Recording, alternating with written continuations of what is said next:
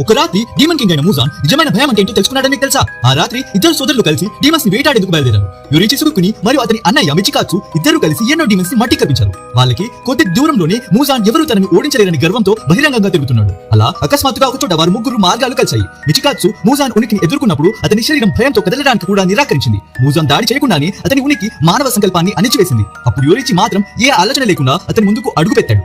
ఆ క్షణంలో తన ట్రాన్స్పరెంట్ వరల్డ్ శక్తి వల్ల తన ముందు నిల్చున్నది డీమన్ సృష్టికర్త అయిన మూజాన్ అని అర్థం చేసుకున్నాడు.